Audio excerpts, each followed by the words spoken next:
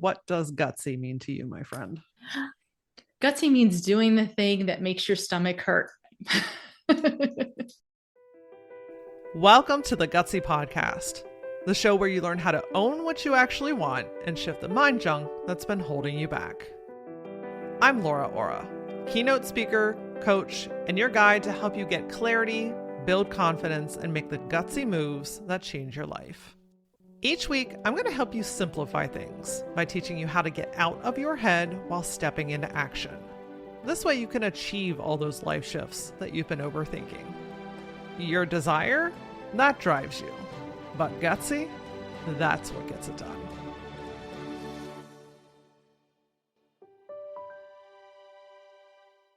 Are you productive or just busy? Oh yeah, we're going to go there today, my friend. Listen, if your schedule is packed, but your soul feels depleted, you are constantly chasing your to-do list and you feel guilty taking a break, then keep listening to this, okay?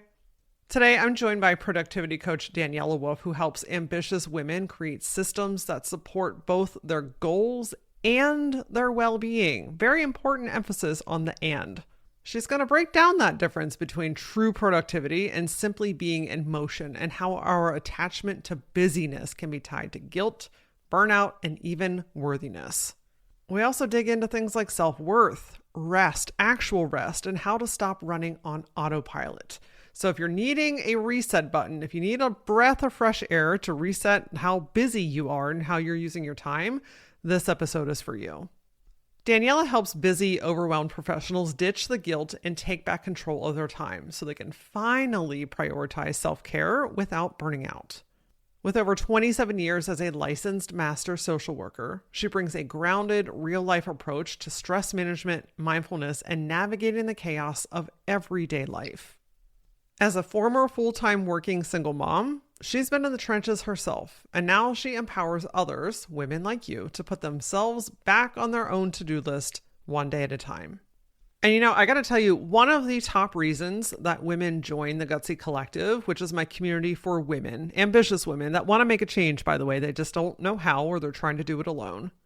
One of the top reasons that they join the Gutsy Collective in the first place is because they don't know how to prioritize themselves. They have felt heavy. They have felt guilt. They have felt shame. They have been programmed to be all and do all for everyone other than themselves. The difference now in this season is they're done with that. They just need some guidance to learn how. How do I quiet my mind so I can be present? How do I rest without feeling guilty?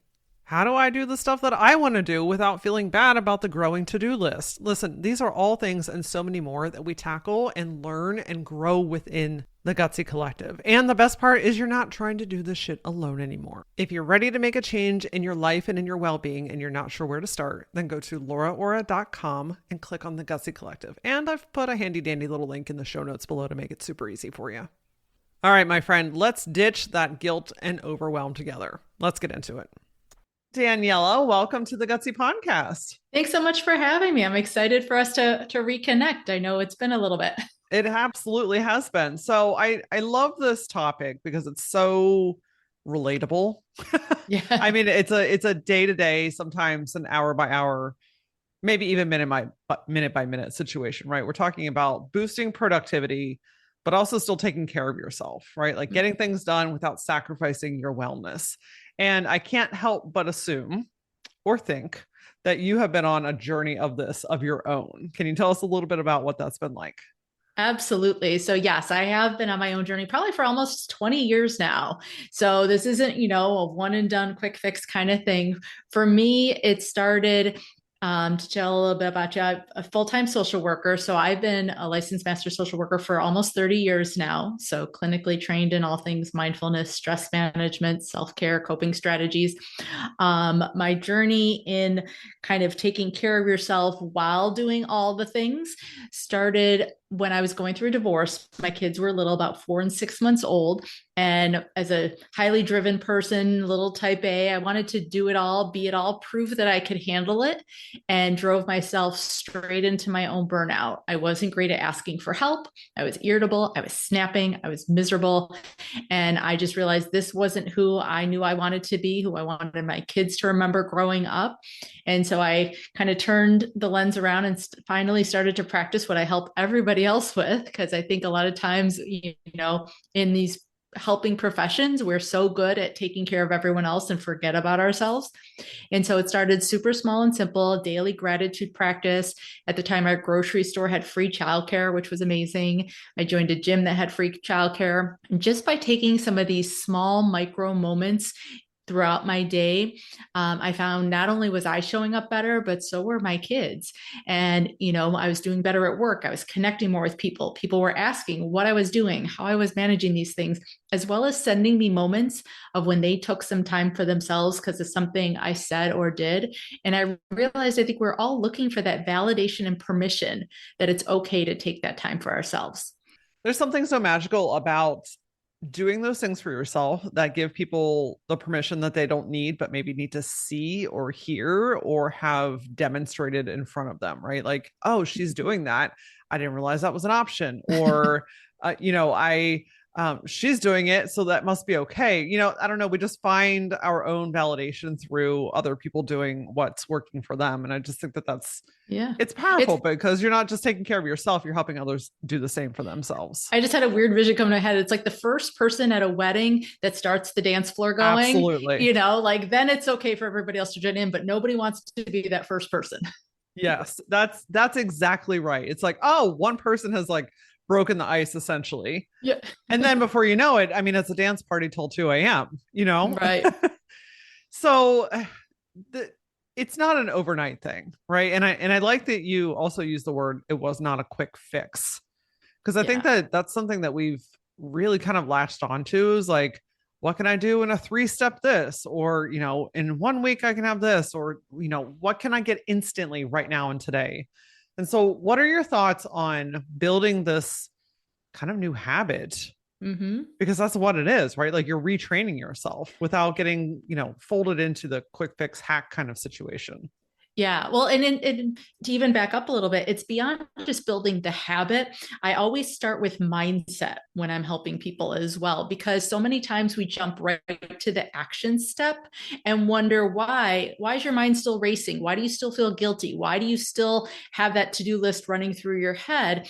Where our mindset is the beginning, because when you think differently, you feel differently. When you feel differently, you act differently. So to start with, what are you thinking? And kind of breaking it down into that kind of framework is going to then help actually have the actions have some meaning behind it, to have some foundation behind it. Because, like you said, this isn't a quick one and done. It's a process. It takes some routine, some consistency, some practice. That's why a lot of these things are called a practice, because you have to do them over and over again, because motivation enough isn't going to cut it. It takes kind of having at least that thought process behind it, that sometimes people call it your why. What's your why? It might be kind of undoing even some of the things you're thinking about. So not just thinking about why you're doing it, but why don't you want to do it? When it comes to, like, say, hustling at work, it might be a mindset that was ingrained in you as a little kid, because that's how your dad always talked about work or things like that. Like, you got to hustle hard. You got to be there 24/7 to show you're committed. So I don't want to be that way. I want to undo that thought process so that I can show up differently. Yeah. Yeah. Where would you start? Like, what are some questions you might ask a client, or something that, our listeners can kind of mull on to get their mindset in the right place for this? When you think of taking time for yourself, doing something you want to do, what's the thought that comes to mind? Do you do it freely without any hesitation, or do you feel any guilt? Do you have that little voice in your head of what you assume other people might be thinking? What are some of those, I call them the mean girls in my head, those limiting beliefs, those thoughts that creep up when you try and take a break, sit and do nothing? Do you feel like you have to justify it? And if so, why? And to start looking a little bit at the root of What are you thinking? Where did that come from? And then how can you change the conversation in your head? Because we talk to ourselves, 90% more than we talk to anybody else in the whole entire world. And yet we're never as kind as we are with other people. And so to start now changing that conversation and reframe it as if you were talking to your girlfriend, talking to your closest buddy, how would you respond to them when they said, "Hey, I'm going to stop for 10 minutes and take a break and do this for myself," or "I'm going to shut down my computer today and not respond to any emails"? What would you say to them? Would you say, "Oh my God, you're so lazy. Oh my God, I can't believe you're not showing up"? Or would you be like, "Oh my God, that sounds like such a great idea to take care of yourself"? Yeah, And to practice that on repeat. Again, that's where this practice starts, is with what you're thinking, because you're creating now new neural pathways in your brain. You're creating a new path for your thoughts to travel down. And so you need that repetition, almost like you were hiking in the woods, to get that path to be well worn, to be traveled, to be easy for your thoughts to find, as opposed to one that you occasionally pop in here and there. That's why, positive affirmations and all of these positive statements are so powerful. for sure. What about, the brain is one thing. I mean, Mm-hmm. that's a beast of its own, but the body is another thing. I mean, I Mm-hmm. know that when you're trying to rest, or, you're choosing to close the laptop at 3 instead of working till 7, or anytime you're making these types of changes, anxiety Yeah. loves to come to the front of the line. So how do you feel comfortable or confident, or at least better, Mm-hmm. in your body when you're making these kinds of changes? Yeah. Well, and partially, that mind body connection is huge. Absolutely. And so the things you're telling yourself in your head, your body responds to. If you say, "This is a scary ride," you're going to be scared going on the ride. If you say, "It's going to be cold," you're going to feel in some ways colder. And so your body actually doesn't know the difference between excitement and anxiety. It's the story that you tell yourself when it comes to how you take those same physiological feelings. When you're excited, you might get sweaty palms, your stomach might do some flip flops, and your heart rate might increase from excitement, just like it does with anxiety. But that story you tell itself gives it the power to either debilitate you or to allow you to go forward. And so, definitely that kind of recognizing that communication and intentionally telling yourself what you're going to feel, how you want to feel about this physiological kind of symptom is huge. Telling yourself, you're literally retraining your brain. You're giving it a whole new something to latch onto. And even if you feel something uncomfortable, I was getting in this training once with this counselor who's fantastic with anxiety. And one of the exercises she had us do was she had us had a eat a warhead. If you ever had one of those things, it's like a Oh massively yeah. sour candy. And she's like, "This is how you get comfortable with anxiety. You equate it to having a warhead. In that first instant, your like face is puckered. You're like, I want to spit this thing out and get rid of it as fast as possible. But if you sit with it for a minute, you kind of get through that horrible part and you get into the sweet kind of center of it, and you can work with it. And then people get obsessed with them and love it, having them. Anxiety is that same way. That initial impulse is to avoid it. But the more you avoid anxiety, the more power it has. And so to learn to sit with it, to kind of get comfortable with it, is how you work through it. Anxiety can't be avoided. It's a matter of learning how you're going to get through that part of it. Oh, that's such a great analogy. Like I can, well, like when you're talking, I can actually feel my jaw like starting to tense up. Like there's muscle memory with those things. Yeah. But it's a really good analogy that, like, hey, it's a temporary thing, but if you put it off, Mm-hmm. man, that sucker loves to build, doesn't it? It I gets mean, scarier. it stacks, it gets scarier, it gets heavier, it gets louder. And that really goes into, feeling your feelings instead of Mm-hmm. running away from them, or making them bad, right? Like Yeah. they're there for a reason. They're communicating something with you. Right. Even if they're uncomfortable, learning to get comfortable with the uncomfortableness gives you back that power and control. Yeah. What does that look like?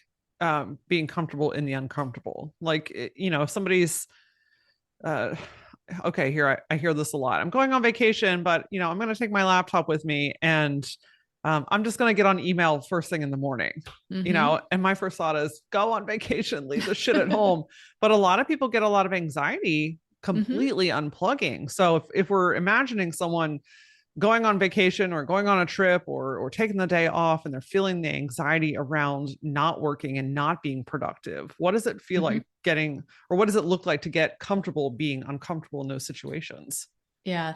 The first thing that came to my mind when you're talking about that is my favorite B word, which is boundaries. Boundaries, boundaries, boundaries.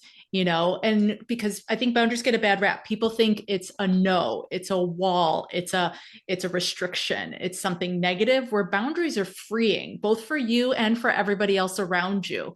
Imagine you're going to your favorite coffee shop and every time you showed up, they weren't open because they didn't have their hours posted on the door. Mm. But then they had their hours posted finally. They're only open from like 10 to 3. But now you know how to schedule your time around that.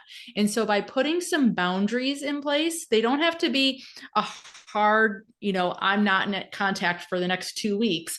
Right now I'm on my summer schedule for my full-time job. And so I have an outgoing automatic email that says, hey, I'm off right now. I do check my email maybe every couple of days. So don't expect a quick response. If so, please call this number if you need something immediately, but I'll get back to you within the next couple of days kind of thing. And so I've communicated the fact that I'm not as readily available as I am at other parts of the year. And so I know that when someone sends me an email, they're getting that feedback from me already and have either chosen to wait till I get back to them or called for immediate help.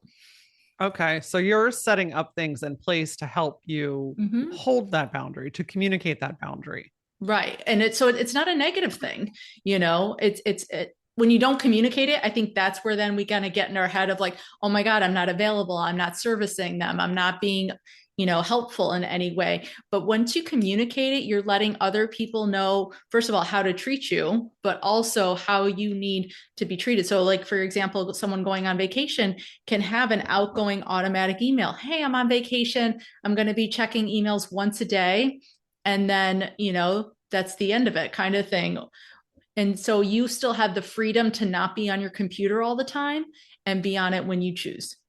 And then the second part of that, though, is playing by your own rules. Mm-hmm. Yeah, if Is you don't want to be on it for 2 weeks, you can say, I'm not available for the next 2 weeks as part of your outgoing. But again, you're communicating what that boundary is. sure, but then you need to not be on it, checking on it and responding Correct. over those 2 weeks, right? Like that's Yeah. why, we And sometimes we create a boundary or create a line and then we're like, well, I'll just do a little of this and I'll do a little of that. And then before you know it, I mean, you're basically back in it full time.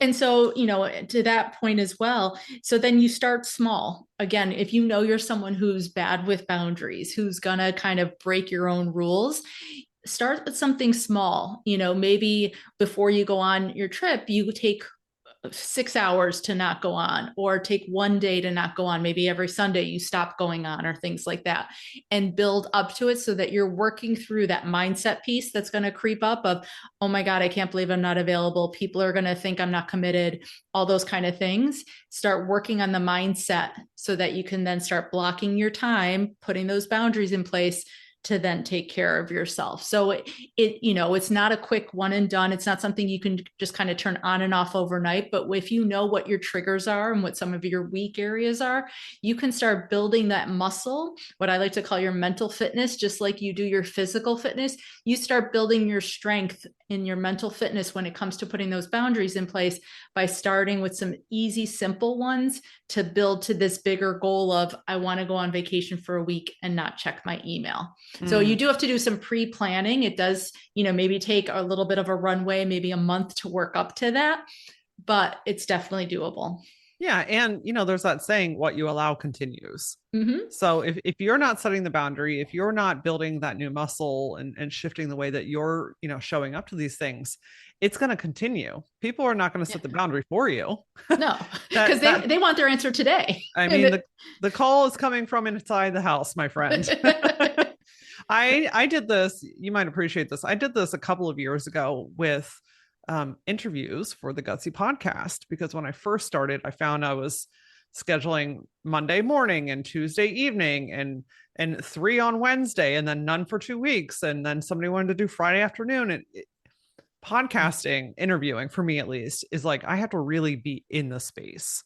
I yeah. need to not be checking emails. I need to not be doing client work. Like I need to just be in it. And doing that ping ponging all over the place it was wrecking me. So I started to use Calendly, which is a Yeah, scheduling system. I love it. And the thing about that type of system is I can set up the dates that I want to be available. So it holds that boundary for me. I have set what the boundary is, but it communicates it for me. Mm-hmm. And that made such a big difference. So I only record on Tuesdays, period. I only do a max of 2 every Tuesday because I know that's my personal energetic boundary. Any more than Mm-hmm. that, I get fatigued and tired, and it's just not great. Every once in a while, I will flex if there's a scheduling conflict, or I have lots of wonderful people that I connect with in Australia. So obviously, there's some time Yep. zone differences, but using those types of tools, first knowing what I wanted and needed myself first, and then using a tool to help hold that in place. Like I don't have to tell anybody, because when I Mm-hmm. send you the link to book, it only shows what I'm capable and able to do. Right. And nobody knows if you're completely booked up those other days. There's no need to justify it. Because I think that's the thing that can catch us up sometimes when we feel like we need to justify our boundary as opposed to just communicating it as a fact. Yeah. That kind of goes into the next thing I want to talk about is guilty, Yeah. feeling guilt, like resting, not being productive, not Mm-hmm. doing enough. Talk to me about that feeling, because I think that drives a lot of why we just don't stop. We just keep going until we burn out. Yeah, I've done other podcast episodes on my own show and blog posts on, feeling guilty for our quote guilty pleasures, the things that we actually enjoy. Why do we feel bad for them? Why do we feel like we need to justify them and that type of thing? And I think it comes from, again, that assume other people are thinking about us, what we assume others' judgment is, even though I would say almost 99.9% of the time, they're not even facts. They're just things we make up in our head. Like guilt isn't a tangible thing. You can't put your finger on guilt. It's a construct that we've made up in our heads. And so, again, that mindset piece, that self love, that self compassion of just being kind to ourselves is how we start to undo that guilt without needing to justify it, without needing to give a whole explanation of why we're doing this thing for ourselves. I remember when I said my grocery store had free childcare, if I ran into someone, they'd be like, "Oh, where are the kids?" I felt like I needed to justify why I didn't have them with me 24/7, as opposed to just kind of stating it as a fact, like, "Oh, they're in the childcare and I'm doing this on my own. I'm enjoying it." And that's okay to just own it. I think sometimes owning these parts of ourselves, all of this it's a journey in our own personal development of kind of our own growth of accepting who we are, embracing who we are, loving who we are, and just owning those parts of ourselves, and not really having to kind of give a reason. Yeah, absolutely. And so much has changed just generally generationally. I Mm-hmm. think that sometimes I know that a lot of times we absorb, previous generations and how things were done and the Mm-hmm. expectations. But, culturally speaking, we have changed. Women Yeah. are in the workforce way more than, some of our mothers and certainly our grandmothers and great grandmothers. Like the Mm-hmm. things are just different, but we were taught something different. We Yeah. were mirrored something different, and that expectation is very loud sometimes. Yeah, we were taught to carry it all when Yeah, we shouldn't be, yeah, and undoing that, it's a lifelong process. It's a full kind of unraveling of so many different constructs, not just even personally, but just from a societal standpoint. for sure. Talk to me a little bit about productivity versus being busy, Yeah. because I could be busy all day long, every single day. I can always find something to do, but Mm-hmm. that's not the same as being productive. Can Right. you break down the difference between those things and how we can kind of keep an eye on it? Productive has a purpose, and that's the whole point. So many times we think the purpose, our value, our self-importance comes from the things we're doing, as opposed to the things that, are really have a purpose towards some end goal, end value that we have in our life. A lot of times, you ask people, hey, how are you going? How are you doing? What's new? And they're like, oh, good, busy. Like busy is our go-to answer for how we're doing, as opposed to really recognizing there's things that are important and things that aren't. I use a tool called the Eisenhower matrix when I'm working with clients, when we start looking at their time and where it's going and how they're really setting their priorities for the day to understand what really needs to happen. And the way it breaks it down, it looks at what's important and urgent, what's important and not urgent, what's urgent but not important, and then what's completely unimportant and non-urgent. And so it helps you look at, number one, what needs to come off your calendar completely, that last corner. The one prior to that is things that maybe you can delegate. Like they're important, but they're not, or they're urgent, but they're not important that you have to be the one doing it. Maybe it's ordering a meal service. Maybe it's joining a carpool so you're not the person driving your kids everywhere. Finding ways to take things off your plate because they don't have that same priority as something that's important and urgent, and you need to be the sole person doing that. And so to kind of recognize where things fall on that matrix is then how you can look at what's productive. What are the top maybe 1, 2, I would say 3 top things from that important urgent quadrant that have to be on your calendar each day. And that might be it. You might only have 3 things to do that day that are really necessary to be productive. The rest of it is all fluff, but I like to then use those times in between to fit in self-care. Because when I talk about self-care, it's not fluffy kind of luxury types of things. Like I love massages and spa days and getting your nails done, but that's not really self-care. Those are nice things to have, but real self-care is as essential as eating, sleeping, and brushing your teeth on a day-to-day basis. You wouldn't eat on Sunday and think you're not going to be starving on Tuesday. You need to have that self-care scheduled in every single day. Yeah, absolutely. Well, I'm just mic drop. Exactly. Because self-care has gotten fluffy, and we think that it has to be this elaborate thing. And then am I doing that right? And now I feel bad because I'm doing all these things. I don't know. It's taking care of yourself, period. Like, I don't know. I have a weird relationship with the phrase self-care because I'm like, we're human. We just have to fucking take care of ourselves, period.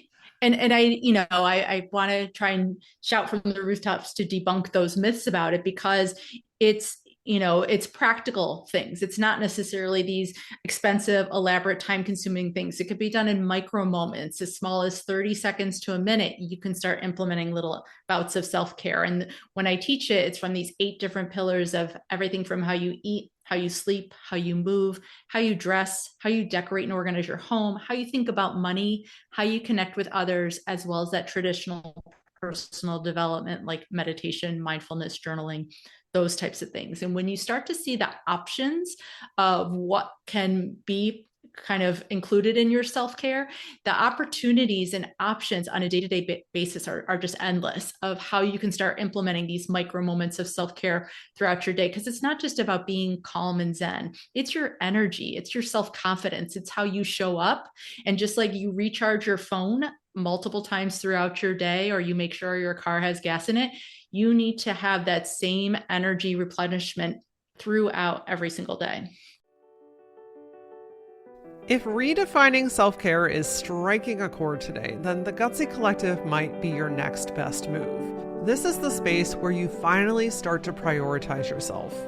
And you do it amongst other supportive, kind, and creative women that want to see you healthy and happy.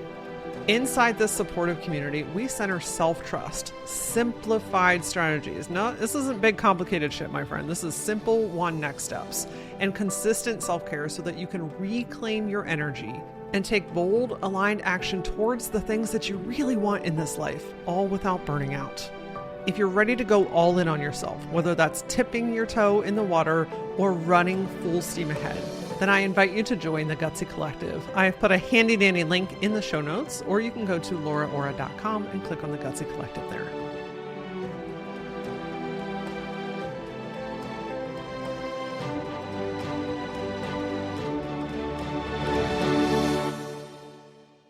I love that list. What were there, 8 of them you just mentioned? Yeah. There was some unique ones on there that I don't know that I would have traditionally put in the self-help or self-care category, like the way Mhm. you decorate your home for whatever Mhm. reason is standing out to me. Can you Yeah.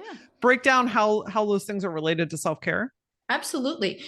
Our home is our sanctuary. That's where we start and end our days. This is our safe place to be ourselves. And so you want it to feel like that amazing, comfortable place you need to be. That doesn't mean it has to be, Marie Kondo perfect as far as organization or totally clean all the time, but you want it to be that comfortable space where you feel like yourself, and how I decorate and how you decorate. We might have different tastes and styles. And so including those elements that you enjoy, that help you feel like you, having different textures, different colors, plants, wood, fire, different lighting, all those elements contribute to our self-care. Even the kind of music we play in our home, these different sensory types of things, the kind of blankets that you have, your pillows, how soft your couch feels, all these different elements create that comfort for us. And so that is part of your self-care. Just even, in the morning, when you're making your cup of coffee, do you know where your mugs are? Or are you always trying to find them?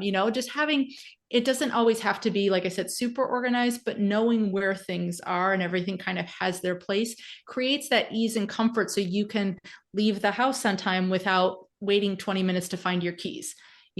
Those kind of things, having a simple hook for it. So just how you're decorating and organizing things can create some of that self-care, so that you are kind of being able to get through being in your house in a comfortable way. Yeah, it sounds like honestly just doing the simple things that make your life easier Yeah. and enjoyable. Like an example that pops up for me is I travel a lot for speaking and I like to plan out what I'm wearing. And I was like trying to hang it off of the door, the closet door, and the hanger just doesn't go that direction. You know what I mean? And I'm Yep. laying it over top of the bed, but then I need to move it. And I was like, why don't I just get a hook and Yeah. hang it on the wall and just hang it up there so I can actually see what I'm working with? And we happen to have an extra hook in the garage. My husband went and got it. 5 minutes later, it's up. And that stupid little hook Yeah. makes my life so much easier. And there's something about it that actually feels kind of elevated too, because it's like almost like presenting it. I don't know. Yeah. It just adds value. It simplifies my life. It matches my vibe, and it was Exactly. so easy. And so that's what I'm hearing when you're saying that kind of stuff. Absolutely. Yeah. It's those simple things that then allow you to keep moving through your day in a way that feels good for you. When I talk about in general, like work life balance, I don't use balance as a word to mean everything is equal. Balance comes from your ability to adapt, pivot, have resilience, and then those boundaries. And so, like you said, you were able to adapt. You can kind of pivot your outfits. You can roll through the things you need to do on a day-to-day basis. And so how you're decorating and organizing is contributing to that balance. Okay. What was another one on your list that might be considered slightly less traditional or expected? Even like how you think about money, people don't think of as self-care, but money, it carries a lot. Whether you have money, you don't have money, it can carry a lot of energy and a lot of different ways to think about it. If money is going out to pay a bill that you don't want to pay versus money is going out to plan a vacation that you really want to plan, it changes how you think about money. And so how you choose to think about money in general, whether you have it or not, and see it from a transactional standpoint, can affect so many other places of your life. You think about, if you're stressed about money, you might not sleep well. If I don't sleep well, I crave carbs the next day, as well as I'm kind of irritable and I'm not really great to be around. And then I might not want to do my workout and my movement the next day. And you can see how it starts to impact then all those other areas. And so these 8 areas, they kind of flow and have some interconnectedness to them as well.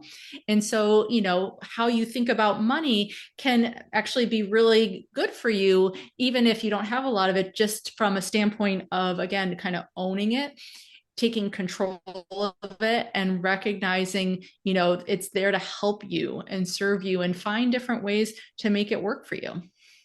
What's something that either you or one of your clients have done around money from a self-care perspective? Oh my goodness. Um, I mean, I know for me, like I said, I read this book. It's called Happy Money. Yep, Happy Money by Ken Honda. And it was really good as far as just reframing the way I thought about money, because that was one area I always used to kind of tell myself I wasn't good with money. But I know from a mindset standpoint, to have that growth mindset, I've added the word yet to it because that's a great tool to start to change your mindset on things.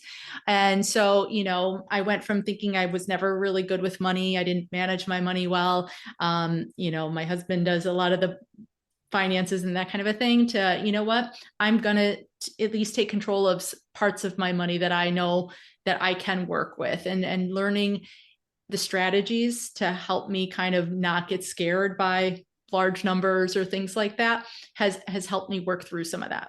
Okay, so instead of avoiding it or not working with Mm-hmm. it, you're just inviting it to be part of your process, and vice Mm-hmm. versa. You're working with the money, you're looking at the money, talking with the money, Yeah. managing the money. They say just check your bank balance on a weekly basis, if nothing else, is a great tool to start getting comfortable with the number, whether you like it or not, Yeah, so that then it doesn't have that power over you to make you feel bad or feel anxious or those kind of things. yeah, because then you're not avoiding it. You're inviting it to be part of the process, because Mm-hmm. whether you want it to be or not, it is. Yeah. And the sooner you become friends with your money in whatever current state it's in, the easier it starts to become to get it to where you really want it to be. Back to this productivity versus busy stuff. Mm-hmm. I think another thing that pops up is when when to be done. Because I love that, there were, maybe there were two or three things that were urgent and need you in there and all that kind of good stuff.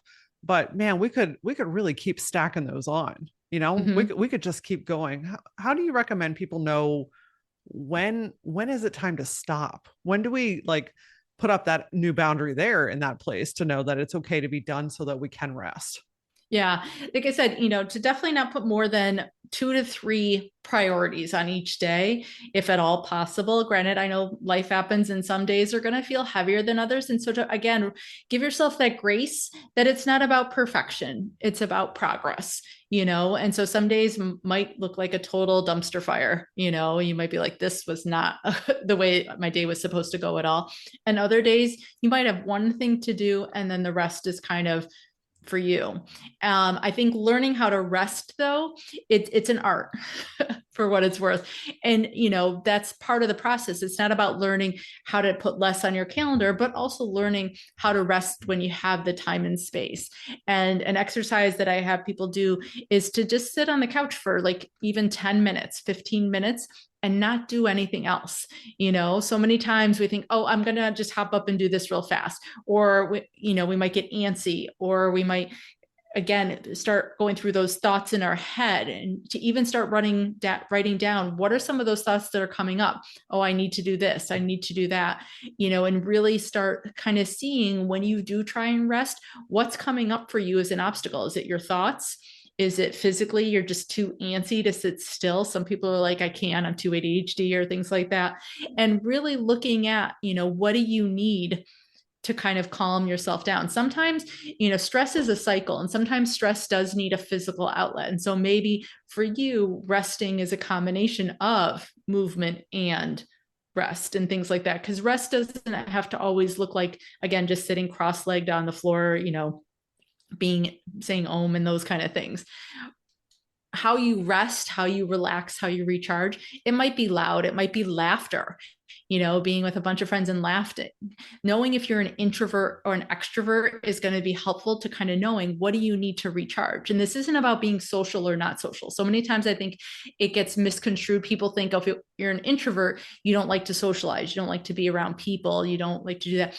And that's not actually the case. An introvert is just more of how you recharge versus an extrovert. So if you get your energy from being around people, you need to be planning restful activities that actually feed into your extroverted tendencies. I'm personally an introvert. So even though I love being social, I love being around people and things like that, I know I need some more quiet solitude type of time in order to recharge.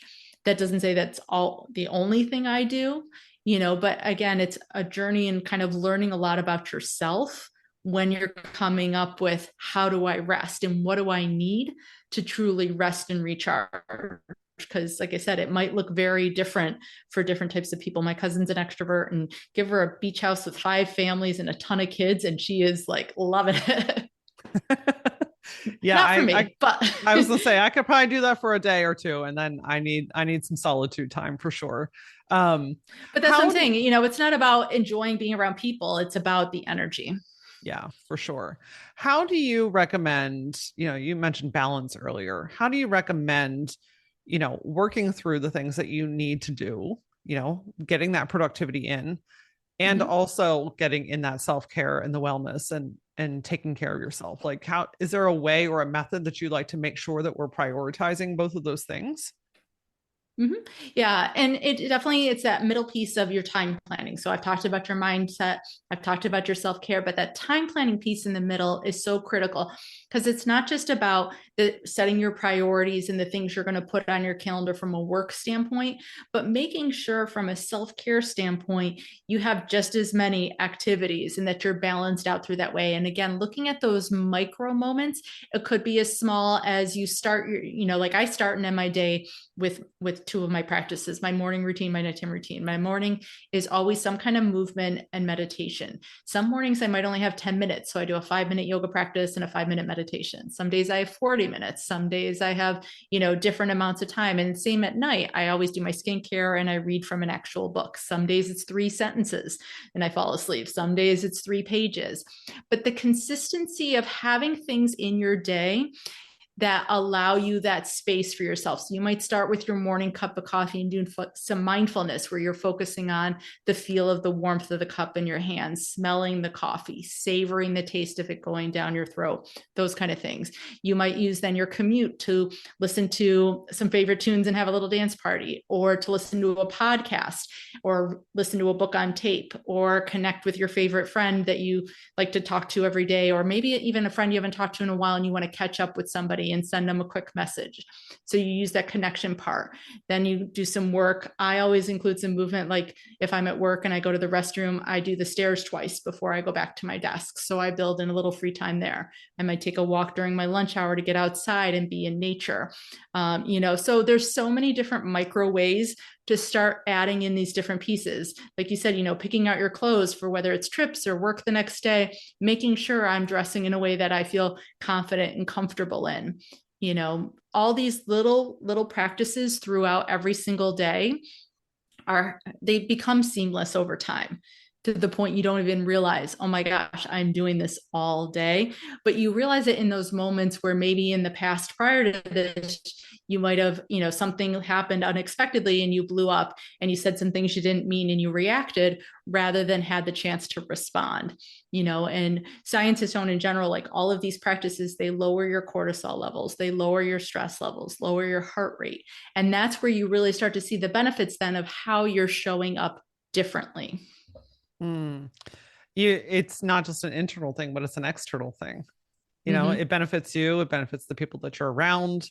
Mm-hmm. And again, you set that example to other people, like, oh, she did the stairs twice before she went. I didn't even think to do that, like, so you caring for yourself inspires other people to find meaningful ways to take care of themselves in a way that, speaks to them. Yeah, it's they sound so simple. You think, how can this be having an impact? But Yeah. when you start stacking them, James Clear, Atomic Habits, you habit stack all of these different micro moments, and now you've built this huge practice. Listen, 10 minutes sitting out back in the sun will Mm-hmm. transform me.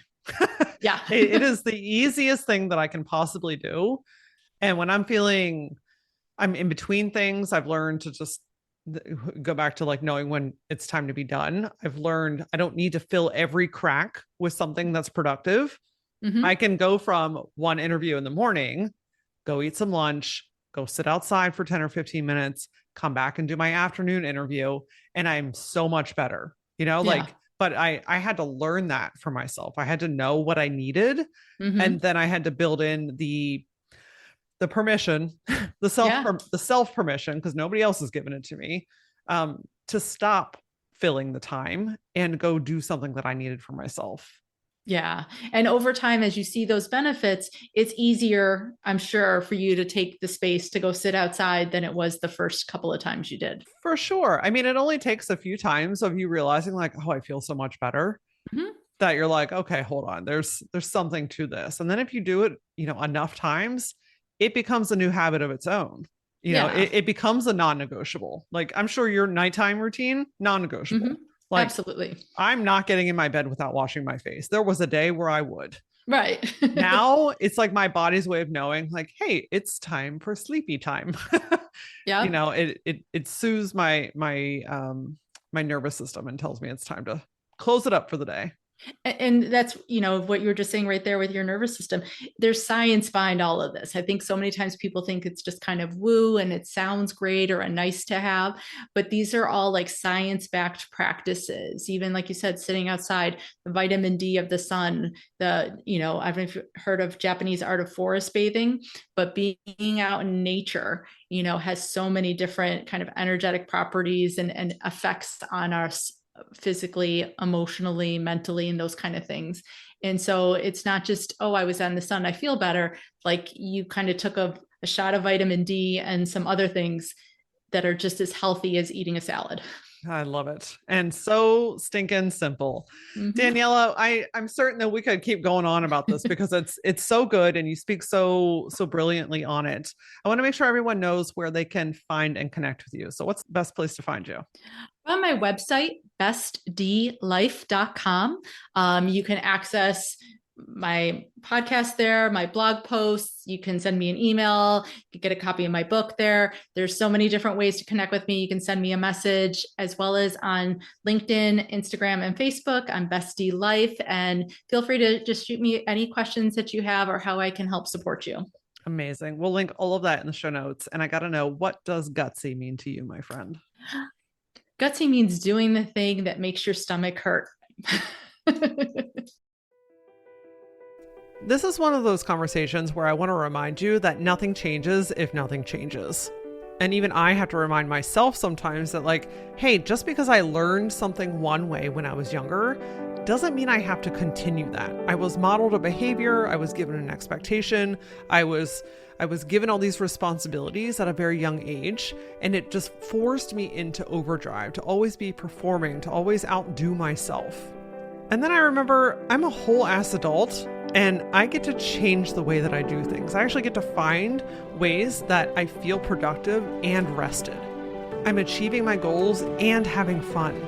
I know it's not always easy because it's what comes second nature to you, but I want to remind you that you're also a whole ass adult and you get to change the way that things happen. Start small, but start intentional. And if you want some support while you're doing it, the Gutsy Collective is your next step. That link is in the show notes. Or if you're like, I'm kind of interested, but maybe I have some questions, I'm not sure if this is right for me, shoot me a DM. I'm on all the platforms. Let's have a candid conversation to see if this is right for you. You can find me using @thatlauraora. And as always, until I see you next time, stay gutsy.